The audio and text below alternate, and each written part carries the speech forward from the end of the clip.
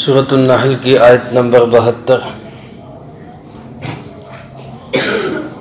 الحمدللہ وکفا وسلام علی عباده الذین اصطفى خصوصا علی سید الرسل وخاتم الانبیاء وعلى آلہ واصحابہ الاتقیاء، اما بعد فاعوذ باللہ من الشیطان الرجیم، بسم اللہ الرحمن الرحیم۔ واللہ جعل لکم من انفسکم ازواجا وجعل لکم من ازواجکم بنین وحفدة ورزقکم من الطیبات، افبالباطل یؤمنون وبنعمت اللہ ہم یکفرون، ویعبدون من دون اللہ ما لا یملک لهم رزقا من السماوات والارض شیئا ولا یستطیعون، فلا تضربوا للہ الامثال، ان اللہ یعلم وانتم لا تعلمون۔ واللہ جعل لکم، اللہ وہ ذات ہے جس نے بنایا تمہارے لیے من انفسکم ازواجا، تمہارے ہی نفسوں سے جوڑے کو، وجعل لکم من ازواجکم، اور بنایا تمہارے لیے تمہاری ہی بیویوں سے بنینا وحفدتاً، بیٹے اور پوتے، ورزقکم من الطیبات، اور اسی نے رزق دیا تمہیں پاکیزہ چیزوں کا، افبالباطل یؤمنون، کیا یہ لوگ باطل پہ ایمان رکھتے ہیں، وبنعمت اللہ ہم یکفرون، اور اللہ کی نعمتوں کا یہ انکار کرتے ہیں، وَيَعْبُدُونَ مِن دُونِ اللَّهِ، اور عبادت کرتے ہیں اللہ کے سوا ان کی، مَا لَا يَمْلِكُ لَهُمْ رِزْقًا، جو نہیں مالک ان کے لیے کسی بھی رزق کے، مِنَ السَّمَاوَاتِ وَالْأَرْضِ شَيْئًا، آسمان و زمین میں سے کسی بھی چیز کے، وَلَا يَسْتَطِيعُونَ، اور نہ ہی وہ اس کی طاقت رکھتے ہیں، فَلَا تَضْرِبُوا لِلَّهِ الْأَمْثَالَ، پس تم اللہ کے لیے مثالیں مت بیان کرو، ان اللہ یعلم، بے شک اللہ ہی جاننے والا ہے، وَأَنْتُمْ لَا تَعْلَمُونَ، اور تم سب نہ جاننے والے ہو۔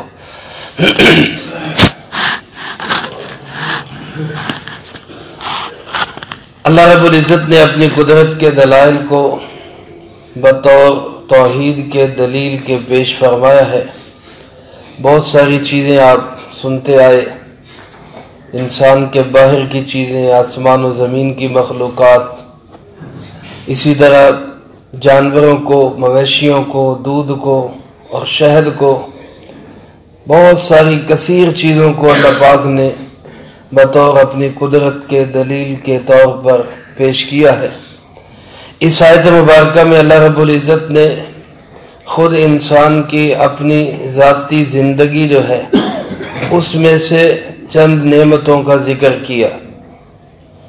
فرمایا واللہ جعل لکم من انفسکم ازواجا، اللہ وہ ذات ہے جس نے تمہارے ہی نفسوں سے، تمہاری نسل سے، تمہاری نوع سے تمہارے لیے ازواج کو بنایا۔ ازواج زوج کی جمع ہے، اور زوج خاوند کی بیوی کو کہتے ہیں اور بیوی کے خاوند کو کہتے ہیں۔ جس طرح خاوند کے لیے بیوی زوجہ ہے، ایسے ہی بیوی کے لیے خاوند زوج ہے۔ لفظی معنی اس کا جوڑا ہے، اللہ نے تمہارے یہ جوڑے بنا دیے، یہ بھی اللہ کی بہت بڑی نعمت ہے۔ لیکن یہاں پر خاص طور پہ مردوں کو مخاطب کیا، جعل لکم مذکر کی ضمیر ہے، من انفسکم، اے مردوں تمہارے نفسوں سے، ازواجا تمہارے لیے بیویاں بنا دی۔ تو مرد کے لیے بیوی کا ہونا یہ بہت بڑی نعمت خداوندی ہے۔ باقی چیزوں کو تو ہم نعمت سمجھتے ہیں، اولاد نعمت ہے، ماں باپ نعمت ہے، رشتہ داری نعمت ہے، آبا و اجداد ساری نعمت ہے، بیوی بھی اللہ کی نعمت ہے۔ اللہ ہمیں اس نعمت کی بھی قدر کی توفیق نصیب فرمائے۔ اس کے جب لطیفے سنائے جاتے ہیں یا کہے جاتے ہیں تو وہ ہم بڑے خوش ہوتے ہیں کہ واہ واہ کمال ہو گئی، لیکن حقیقت یہی ہے کہ اچھی بیوی کسی کو نصیب ہو جائے تو یہ اللہ کی نعمتوں میں بہت بڑی نعمت ہے۔ بلکہ جناب محمد کریم صلی اللہ علیہ وسلم نے 3 چیزوں کو انسان کی دنیا کی سعادت قرار دیا ہے۔ فرمایا 3 چیزیں جس شخص کو نصیب ہو جائیں وہ دنیا کے اعتبار سے سعادت مند انسان ہے، خوش بخت انسان ہے۔ ایک فرمایا اچھی اور نیک صالح بیوی کسی کو مل جائے، دوسری فرمایا اچھی سواری کسی کو مل جائے، تیسرا فرمایا کشادہ گھر کسی کو مل جائے، کھلا وسیع گھر کسی کو مل جائے۔ یہ دنیا کے اعتبار سے سعادت مند انسان ہے۔ اور نیک بیوی خود جناب نبی پاک صلی اللہ علیہ وسلم نے اپنی محبوب چیزوں میں ارشاد فرمائی، فرمایا حبب الی من دنیاکم 3، مجھے تمہاری دنیا میں سے صرف 3 چیزیں پسند ہیں۔ دنیا تمہاری ہے، اللہ کے محبوب نے اسی میں اشارہ کر دیا، میرا اس دنیا سے کوئی تعلق نہیں، کوئی واسطہ نہیں، لیکن اس دنیا میں سے فرمایا اگر مجھے اچھی لگتی ہیں تو 3 چیزیں اچھی لگتی ہیں۔ ایک فرمایا الطیب، خوشبو مجھے پسند ہے، دوسرا فرمایا المرأۃ الصالحہ، نیک عورت، نیک بیوی وہ مجھے پسند ہے، اور تیسرا فرمایا جعلت قرۃ عینی فی الصلاۃ، اللہ نے میری آنکھوں کی ٹھنڈک نماز میں رکھی ہے، نماز پڑھنا مجھے پسند ہے۔ اس کے علاوہ فرمایا مجھے دنیا کی کوئی چیز محبوب اور مرغوب نہیں۔ میرے بھائیو، اللہ پاک نے اس کو بیوی کو بطور نشانی کے بیان کیا ہے۔ 21ویں پارے میں سورۃ روم کے اندر اللہ پاک نے ایک رکوع میں اپنی نشانیاں بیان فرمائی ہے، اس میں اللہ پاک نے بیویوں کو بطور نشانی کے ذکر کیا۔ فرمایا وَمِنْ آیَاتِهِ أَنْ خَلَقَكُمْ مِنْ أَنفُسِكُمْ أَزْوَاجًا لِتَسْكُنُوا إِلَيْهَا وَجَعَلَ بَيْنَكُمْ مَوَدَّةً وَرَحْمَةً، اللہ کی قدرت کی نشانیوں میں سے یہ ہے کہ اللہ نے تمہارے اندر سے ہی، تمہاری نسل سے، تمہاری نو سے تمہارے لیے بیویاں پیدا کر دی، اور ان کے اور تمہارے درمیان مودت، محبت اور رحمت ڈال دی۔ ایسے رشتہ ہے جس میں خون کا کوئی تعلق نہیں، جس میں نسل کا کوئی تعلق نہیں، اجنبی ہیں دونوں ایک دوسرے کے لیے، لیکن پھر دونوں ایسے بن جاتے ہیں کہ ایک دوسرے کے راز و نیاز کے ساتھی ہو جاتے، ایک دوسرے کے بغیر سکون نہیں آتا، ایک دوسرے پہ جان دینے والے بن جاتے۔ یہ مودت، محبت 2 اجنبی دلوں کے درمیان، یہ اللہ فرماتے میری قدرت کی نشانیوں میں سے ایک نشانی۔ میرے محترم دوستو، عورتوں کو تو ہم بتاتے رہتے ہیں کہ مردوں کے حقوق کا خیال رکھو، مرد کا بہت بڑا حق ہے، اور ہمیں بھی بڑی اچھی طرح یاد ہے یہ احادیث کہ اللہ کے محبوب نے فرمایا اگر میں کسی کو کسی کے سامنے سجدے کا حکم دیتا تو بیوی کو حکم دیتا خامن کو سجدہ کرو۔ ہمیں ان خواتین کے حقوق کا بھی پاس رکھنا چاہیے، بلکہ علماء فرماتے ہیں یہ جو فرمایا نا من انفسکم، تمہاری نفسوں میں سے، اس میں اشارہ اس بات کی طرف بھی ہے کہ جیسے تم انسان ہو، تھک جاتے ہو، وہ بھی انسان ہے، وہ بھی تھک جاتی ہے، وہ کوئی مشین نہیں ہے لوہے کی کہ تم کہو کہ میں تو بیمار ہوں اس کو کوئی بیماری نہ لگے، اور میں تو جو ہے کمزور ہوں اس کو کوئی کمزوری نہ لگے۔ اور کبھی کبھی جو ہے بیویوں کو، اور وہ تو اتنی بات پہ ان کی تو تھکن اتر جاتی ہے کہ بندہ صرف خوش اخلاقی سے ان کے ساتھ بول ہی لے، ان کے کام کی تعریف ہی کر دے، وہ اتنی بات سے جو ہے راضی ہو جاتے۔ وہ بات مشہور ہے نا، کوئی آدمی بیوی اس کی ناراض ہو گئی اور غصے میں کہہ رہی میں چلی امی کے، بس میں چلی امی کے، وہ خامد اگئی تانگ سی وہ کہندا دفعہ ہو جان چھڑ۔ اب اس نے اس جان چھڑ کے اندر سے بھی اپنا مفہوم نکال لیا، کہتی ایک تو جب میں غصے ہونے لگتی ہوں آپ مجھے جان کہتے ہیں تو میرا سارا غصہ ختم ہو جائے، آپ نے مجھے کہا جان چھاڑ، مجھے جان بنا دی۔ وہ اسی غلط غصے سے کہے ہوئے لفظ میں بھی اپنی محبت نکال لیتے۔ تو میرے بھائیوں، من انفسکم، وہ بھی تھک جاتی ہے، وہ تمہارے نفسوں میں سے ہے، تمہاری نو میں سے ہے۔ جتنی عمر تمہاری ہے، تمہارے ساتھ کی عمر اس کی بھی ہے۔ اب بندہ کہتا ہے جیسے جوانی میں میری خدمت کرتی رہی ہے، بڑھاپے میں بھی ویسی خدمت کرے، اور اگر وہ ویسے نہیں کرتی پھر کہتے ہیں میرے کام کی نہیں رہی، ہوں کوئی اور لے آئیے۔ تو میرے بھائیوں، اس کی بھی قدر کریں، یہ بھی نعمت ہے۔ اللہ نے اس کو اس لیے فرمایا تمہارے نفسوں میں سے ہے۔ جیسے تمہیں کچھ تکلیف آ جاتی ہے، تھک جاتے ہو، پریشان ہو جاتے ہو، اس کی بھی پریشانیوں کا احساس ہے۔ اور کبھی کبھار ان سے مشورہ ہی کر لیا کرو، ان کے مشوروں میں بھی خیر ہوتی ہے۔ جناب نبی پاک صلی اللہ علیہ وسلم ازواج مطہرات سے مشورہ کر لیا کرتے۔ صلح حدیبیہ کے موقع پر آپ نے صحابہ کو فرمایا بھائی میں صلح کر چکا ہوں، اب احرام کھول دو، اس سال ہم عمرہ نہیں کریں گے، احرام کھول دو، واپس جائیں گے، ٹینڈ کروا دو، حلق کروا دو، یہی احرام کھول دو حدیبیہ کے مقام پر۔ صحابہ بات ہی نہیں مان رہے۔ بات اس لیے نہیں مان رہے کہ نافرمان نہیں تھے، نعوذ باللہ، اس لیے نہیں مان رہے تھے کہ شاید حکم بدل جائے۔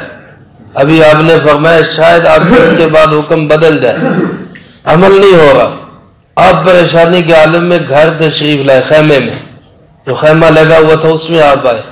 آپ کی زوجہ مطہرہ سیدہ ام سلمہ رضی اللہ تعالیٰ عنہ خیمہ میں تھے۔ انہوں نے بھی چہرے سے بھانپ لیا کہ اللہ کے محبوب بڑے پریشان لگ رہے ہیں۔ پوچھا خیریت ہے؟ تو آپ نے فرمایا بھائی بات یہ ہے کہ یہ تو میرے نام پہ جان دیتے تھے، میرے حکم پہ گردنیں کٹا دیتے تھے، اور آج میں کہہ رہا ہوں بال کٹواؤ وہ نہیں کٹا رہے، ان کو کیا ہو گیا؟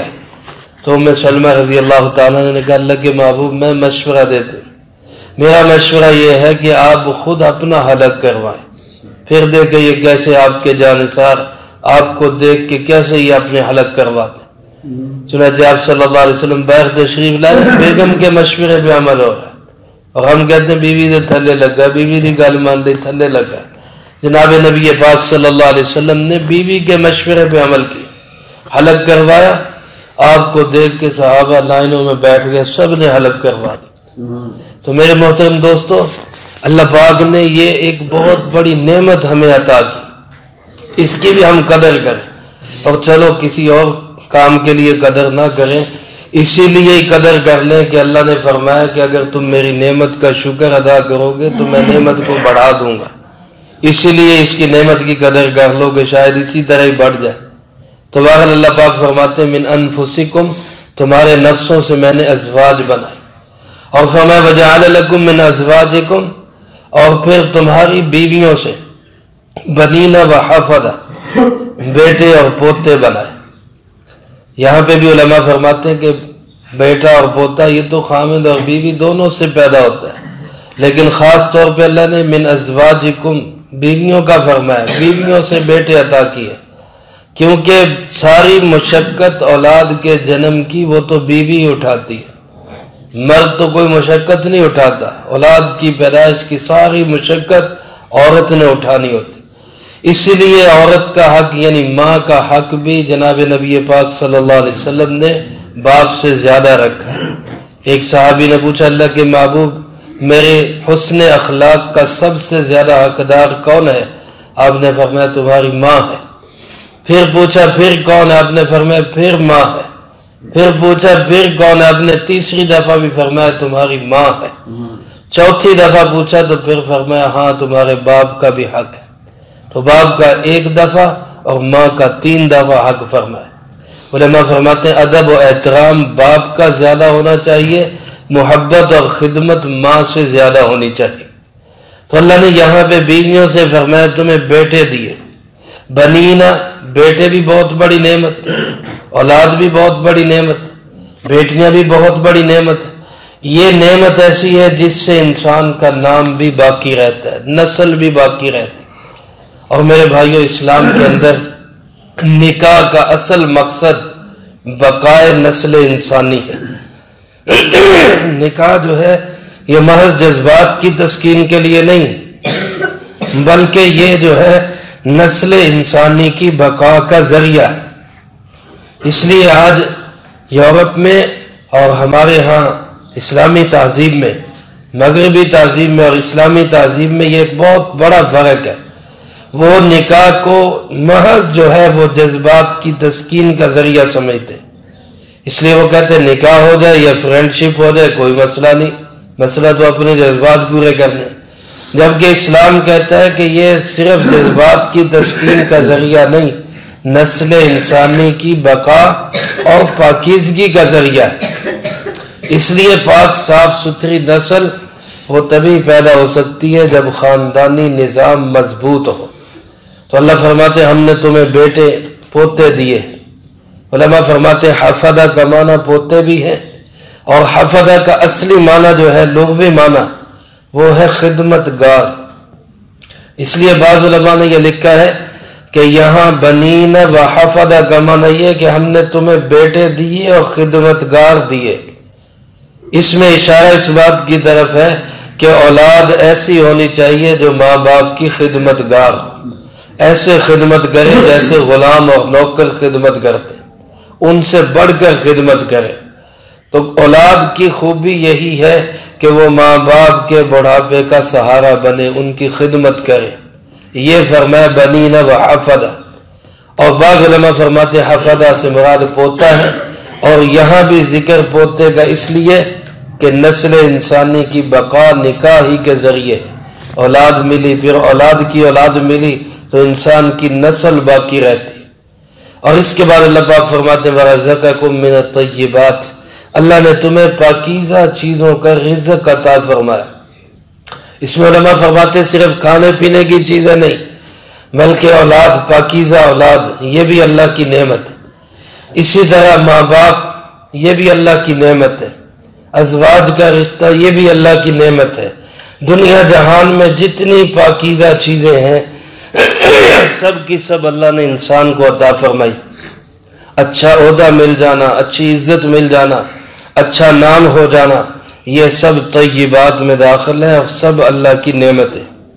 اللہ پاک فرماتے ہیں اب انسان کا حال کیا ہے، انسان کتنا ناشکرا ہے کہ باطل پہ تو بڑی جلدی ایمان لے آتا ہے۔ افبالباطل یؤمنون، باطل کو بڑی جلدی مان لیتا ہے، غلط چیزوں پہ فوراً ایمان لے آتا ہے۔ وَبِنِعْمَةِ اللَّهِ هُمْ يَكْفُرُونَ، اللہ کے احسانات کا ناشکر ہی رہتا ہے، کفر ہی کرتا رہتا ہے۔ کفر، یکفرون کا اصل معنی ناشکری ہے۔ روایات میں آتا ہے جب آپ صلی اللہ علیہ وسلم مکہ سے مدینہ منورہ آئے تو مدینہ منورہ کے اندر ماحول یہ تھا کہ لوگ بیویوں پہ زیادہ سختی نہیں کرتے تھے۔ مکہ مکرمہ میں بہت سختی تھی، یوں سمجھ لیں جیسے ہمارے ہاں پٹھان سمجھے جاتے ہیں، بیویوں کے معاملے میں سخت ہے، اور ہم پنجابی بیویوں کے معاملے میں نرم سمجھے جاتے ہیں، اللہ ماشاءاللہ عمومی طور پہ عرض کر رہا ہوں۔ تو مکے کا ماحول بھی ایسا ہی تھا۔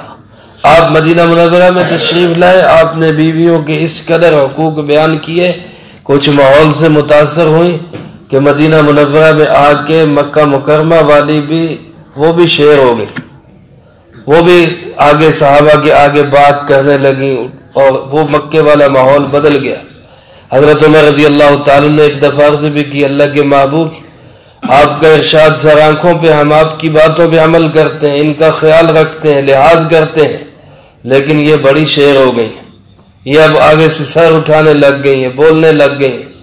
تو جناب نبی پاک صلی اللہ علیہ وسلم نے ایک اجتماع کے موقع پر، عید کے موقع پر عورتوں کو خطاب کرتے ہوئے ارشاد فرمایا کہ اے عورتوں، میں نے تمہیں جہنم کے اندر کثیر تعداد میں دیکھا، تمہاری بہت بڑی تعداد جہنم میں میں نے دیکھی۔ عورتوں نے پوچھا اللہ کے محبوب اس کی وجہ کیا ہے؟ تو آپ نے فرمایا تکفرن العشیر و تکسرن اللعن، دو چیزیں اس کی وجہ ہے۔ ایک تو یہ کہ تم خامدوں کا کفر کرتی ہو، یہاں لفظ کفر کا ارشاد فرمایا، تکفرن العشیر، خامدوں کا کفر یعنی ان کی ناشکری کرتی ہو، ان کی لائی ہوئی نعمتوں کی ناقدری کرتی ہو۔ اور دوسرا یہ کہ وَتَكْسُرْنَ اللَّعْنَ، تم لعنت بہت زیادہ کرتی ہو۔ تو کفر کا اصل لغوی معنی ناشکری ہے۔ اللہ پاک فرماتے اللہ کی نعمتوں کی یہ ناشکری کرتا ہے اور باطل جنہوں نے کچھ بھی نہیں دیا، جو کوئی نعمت بھی نہیں دے سکتے، ان پہ بڑی جلدی ایمان لے آتا ہے۔ اب بتوں پہ، آستانوں پہ، چوکٹوں پہ، مختلف نشانوں پہ اور مختلف چیزوں کو تو انسان سمجھنے لگ جاتا ہے یہاں سے میرے مسئلے حل ہوں گے، اور جس اللہ نے سارے مسئلے حل کرنے اس کی طرف آنے کے لیے کوئی تیار ہی نہیں۔ آج آپ دیکھ لیں مسجد میں کتنا رش ہے اور کسی دربار پہ کتنا رش ہے۔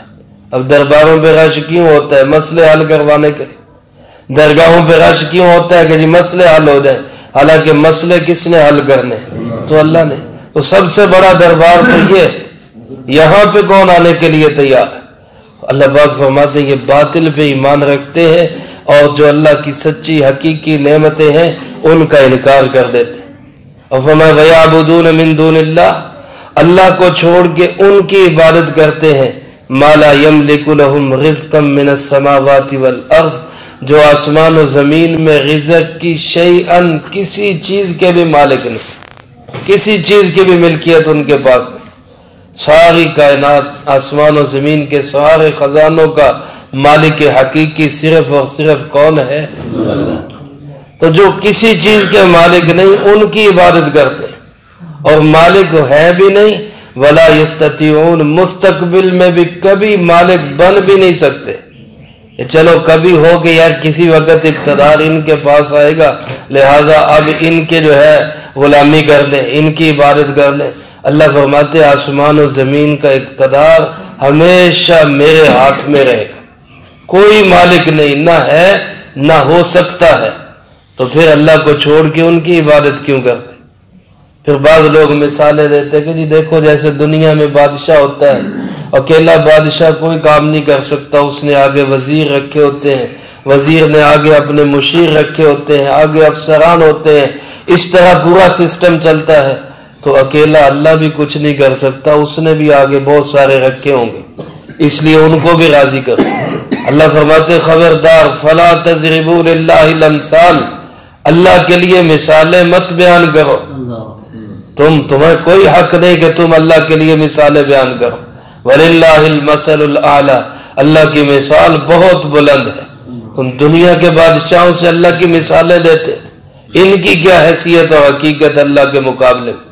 ہمیں اللہ کے لیے مثالیں مت بیان کرو، زبانیں بند رکھو، کیونکہ ان اللہ یعلم وانتم لا تعلمون، اللہ سب کچھ جانتا ہے، تم کچھ نہیں جانتے۔ اللہ کے معاملے میں تم ناواقف ہو، جاہل ہو، لہذا جو اللہ کا قرآن اللہ کے بارے میں بتاتا ہے اس پہ ایمان رکھو۔ اور اللہ کا قرآن ہمیں کیا بتاتا ہے کہ وحدہ لا شریک لہ، وہ اکیلا ہے، اس کا کوئی شریک نہیں، لیس کمثلہ شیء، اس جیسا بھی کوئی نہیں، اور ولم یکن لہ کفوا احد، نہ اس کی اولاد ہے، نہ وہ کسی کی اولاد ہے، نہ اس کا کوئی ہمسر اور برابر ہے، اس کے برابر کا بھی کوئی نہیں۔ تو میرے عزیز دوستو، یہ سارے دلائل اسی لیے بیان ہو رہے ہیں کہ اللہ کی توحید ہمیں سمجھ میں آئے، کتنا مہربان اللہ ہے۔ حالانکہ چاہے تو زبردستی منوا سکتا ہے، لیکن وہ دلائل دے رہا ہے، سمجھا رہا ہے، بار بار سمجھا رہا ہے، قدرت رکھنے کے باوجود سمجھا رہا ہے۔ آج ہم تو ذرا سا اقتدار ملتا ہے، ہم کہتے زبردستی ٹھونس دو، زبردستی ان پہ مسلط کر دو، اپنا نظریہ ان کے اندر گھسیڑ کے رکھ دو۔ اللہ قادر مطلق ہونے کے باوجود دلائل دے رہا ہے، زبردستی نہیں کر رہا، دلائل دے رہا ہے، دیکھو میں ایک ہوں، میرا کوئی ساتھی اور شریک نہیں، یہ دلیل، یہ دلیل، یہ دلیل۔ کوئی دلیل کسی کی سمجھ میں آ جائے اور وہ تسلیم کر لے کہ اللہ ایک ہے، اس کا کوئی ساتھی اور شریک نہیں۔ اللہ مجھے آپ کو اسی عقیدے پہ زندگی نصیب فرمائے، اور اسی عقیدے پہ اللہ ہم سب کو موت نصیب فرمائے۔ جو کہا سنا اس کو زندگی میں لا کے دوسروں تک پہنچانے کی توفیق عطا فرمائے۔ اللہم لک الحمد کما ینبغی لجلال وجہک وعظیم سلطانک، اللہم لا احصی ثناء علیک انت کما اثنیت علی نفسک، اللہم لک الحمد کما انت اہلہ، وصلی علی محمد کما انت اہلہ، وافعل بنا ما انت اہلہ، فإنك أهل التقوى وأهل المغفرة۔